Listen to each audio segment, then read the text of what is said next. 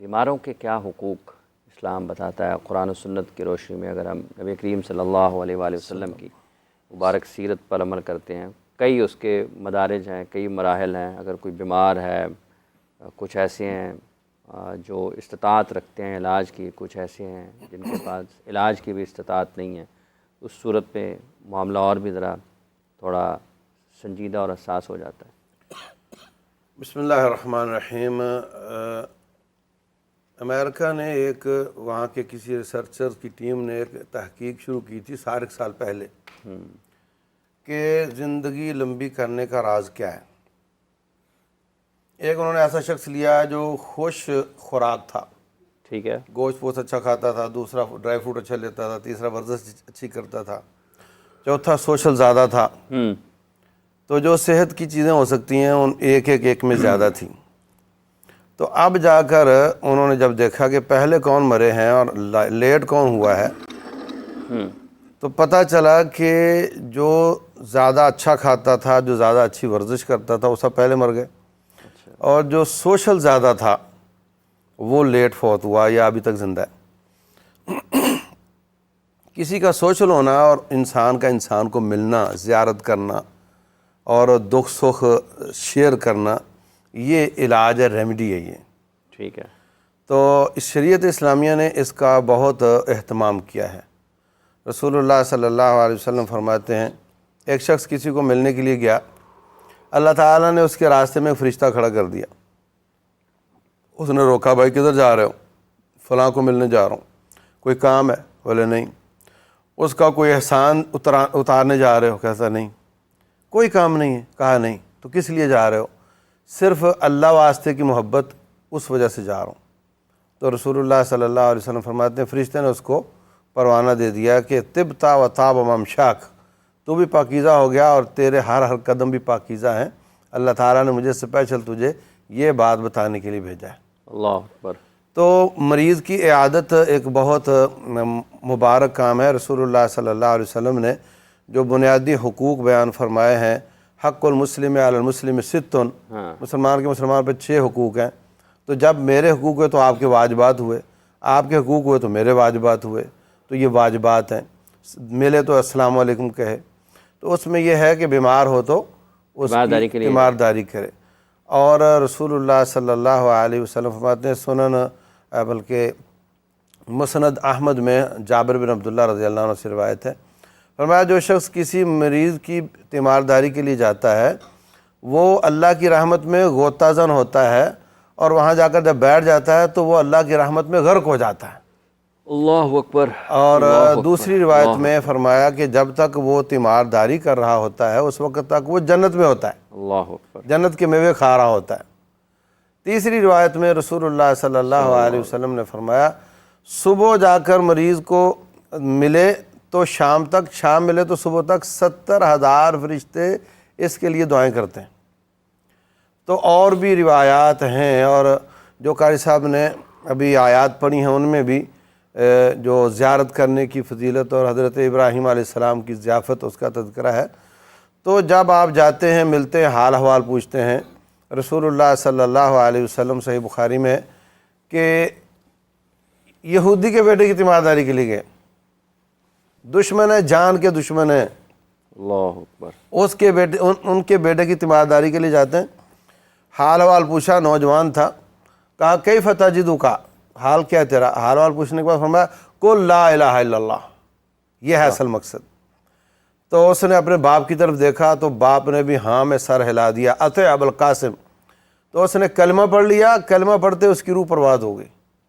تو رسول اللہ صلی اللہ علیہ وسلم فرماتے ہیں الحمدللہ الذی انقذہ بی من النار، اللہ تعالیٰ شکر ہے تو نے میرے اس چکر سے، اس زیارت کی وجہ سے اس کو جہنم سے بچا لیا۔ تو بہت قصوروار ہیں ہم تو اپنے سگے بھائی، چچا، تایا، پڑوسی کی تیمارداری نہیں کرتے۔ اگر میں ایک مسلک سے ہوں تو دوسرے مسلک کی تیمارداری نہیں کرتے، اور ہمارے نبی صلی اللہ علیہ وسلم دوسرے مذہب کے لوگوں کی تیمارداری فرماتے ہیں اور اس کو اسلام کی مارکیٹنگ کے لیے یوٹیلائز کرتے ہیں۔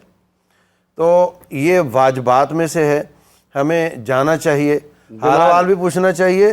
اگر وہ بیمار ہے، اس کو علاج کا انتظام نہیں ہے وہ بھی کر جو ہم جیسے طالب علم ہیں وہ تو سچی بات ہے زبان ہلاتے ہیں تو کوئی نہ کوئی آدمی تیار ہو جاتا ہے. ہمیں اس طرح کا واسطہ خیر بھی بننا چاہیے واسطہ خیر بھی اور بنا ہے. دم بھی کرنا چاہیے اور دعا بھی کرنی چاہیے. میں بتاتا ہوں تھوڑا ٹھہر کر کے دم کیا کرنا دم کیا کرنا چاہیے. وہ سب جس طرح سے ابھی نبی کریم صلی اللہ علیہ وآلہ وسلم کی حدیث مبارکہ کا ذکر فرمایا مفتی صاحب نے، اور ایک غیر مسلم کی عیادت کے لیے گئے، اور جب آپ تشریف لے کر گئے تو وہ بستر مرگ پہ ہی تھا، اور اس پہ نبی کریم صلی اللہ علیہ وسلم نے عیادت فرمائی اور پھر قبول اسلام بھی ہوا.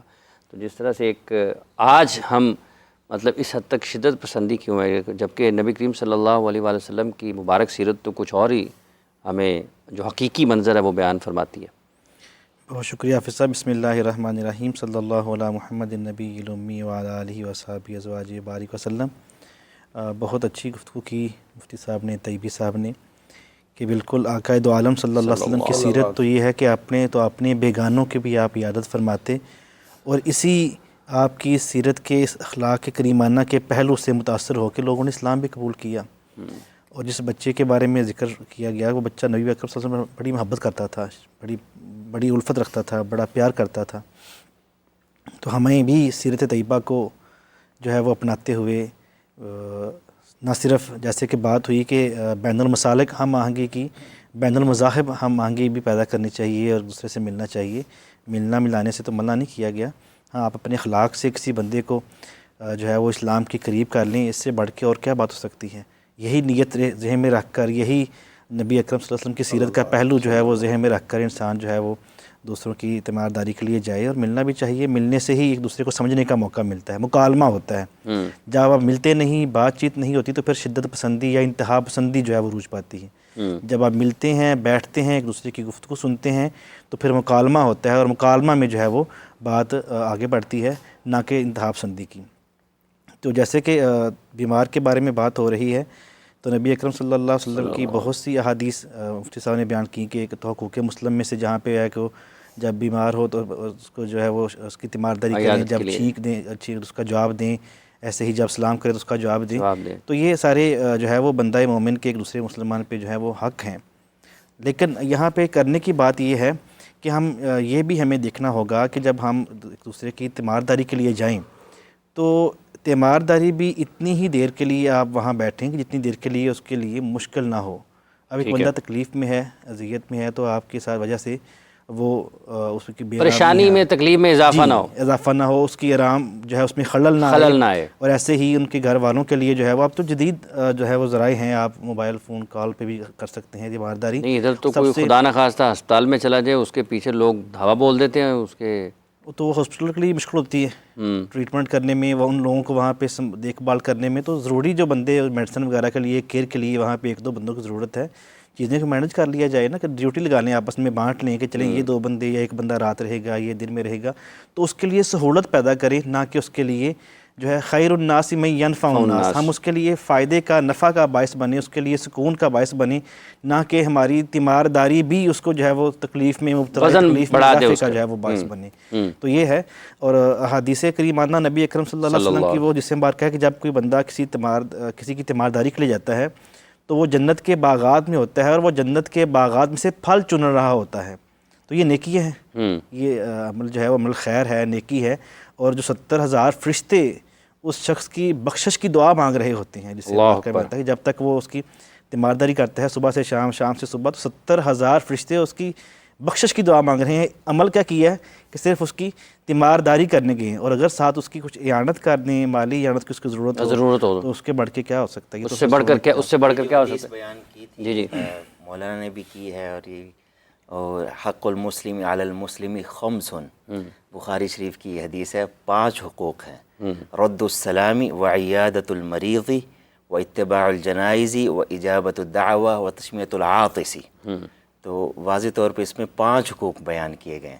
تو اس میں ایک ہے سلام کا جواب دینا، مریض کی عیادت کرنا، اور جنازے کی اتباع کرنا، یعنی اس کے پیچھے چلنا، ٹھیک ہے، جنازہ پڑھنا اور تدفین کرنا آخر تک. اور پھر اس کے علاوہ دعوت قبول کرنا. کوئی اگر دعوت دے، ٹھیک ہے، تو اس کی دعوت قبول کرنی چاہیے. انکار کرنا یہ جائز نہیں، انکار کرنا ہاں، نہیں۔ سنت کے تیبی خلاف صاحب ہے۔ آج آپ کو دعوت دیتے ہیں تو آپ قبول کریے گا، ضرور جائیے گا اس پہ انشاءاللہ، یا آپ ان کو دعوت دیں اور آپ جو ہے نا وہ آپ بھی دعوت دیں تو ہم انشاءاللہ چلیں جی گے۔ میری طرف سے آپ کی دعوت دعوت مفتی صاحب کی طرف ہی ہے۔ اچھا ہمارے ہاں دعوت ایک- کبھی کڑوی بھی ہوتی ہے، گھر کی چھت ڈل رہی بھی آؤ بھائی۔ و تشمیت العاطس، ایک نا عام طور پہ ہم نے دیکھا ہے کہ کسی کو چھینک آئے تو لوگ جواب نہیں دیتے، یا شرما نہیں دیتے، یا پتہ ہی نہیں ہوتا جواب دینے کا یرحمک طریقہ اللہ۔ کیا ہے۔ ہاں، اگر چھینک آئے تو جس کو چھینک آئے اس کو فوراً الحمدللہ کہنا چاہیے، جو سن لے تو اس کو اس کے جواب میں یرحمک اللہ کہنا چاہیے، ٹھیک ہے۔ پھر جس کو چھینک آئی ہے پھر اس کے جواب میں پھر دعا دے، یہدیکم اللہ ویصلح بالکم۔ حدیث میں ہمیں یہ محبت کرنے کے، ایک دوسرے کو دعائیں دینے کے طریقے سارے سکھائے گئے۔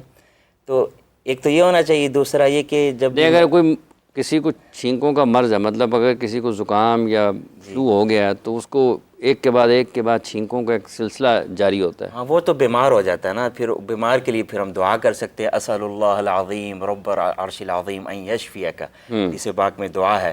جب بھی مریض کی عیادت کیا جائے اس کے لیے دعا کریں، اگر اس کی موت قریب نہیں آئی تو اللہ اس کو اس دعا کی برکت سے شفا عطا فرما دے۔ شفا عطا 7 فرمائے۔ مرتبہ تک بھی ہے کہ یہ والی دعا 7 مرتبہ پڑھ کے اس کو جو ہے وہ دعا کریں، پھر لا باس طہورا انشاءاللہ، ہاں، یہ والی انشاءاللہ، دعا بھی انشاءاللہ۔ جس میں باقی میں ملتی ہے، مریض کی جب تیمارداری کے لیے جائیں تو یہ دعا کریں۔ سورہ فاتحہ جو ہے اس کو پڑھ کے اس پہ دم کر دیں، یہ بہت اچھی صورت شفا اس کا نام ہے۔